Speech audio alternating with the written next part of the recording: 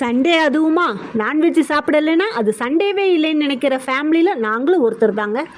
எங்கள் வீட்டில் ரொம்ப நேரமாக ஆர்டர் எடுக்கிற அந்த அக்காட்ட பேசிக்கிட்டே இருந்தார். நான் கூட ஆர்டர் தான் கொடுக்குறாரோன்னு நினச்சேன். அப்புறம் இந்த மிஷினில் வந்து 4 தட்டு தட்டினார். என்னங்க அப்போ இவ்வளோ நேரம் நீங்கள் அந்த அக்காட்ட ஆர்டர் கொடுக்கலையா? இல்லைம்மானார். நாங்கள் ஆர்டர் கொடுத்ததுக்கப்புறம் வந்ததை பார்த்தோன்னே ஷாக் ஆகிட்டோம். டேய் பாப்கார்ன் சிக்கன்னா அதுக்காக பாப்கார்ன் வைக்கிற டப்பாலே கொடுப்பியாடா? நாங்கள் பக்கெட் பாப்கார்ன் சிக்கன் கேட்டோம். இதுதான் அந்த ஊரில் பக்கெட் பாப்கார்ன் சிக்கனா?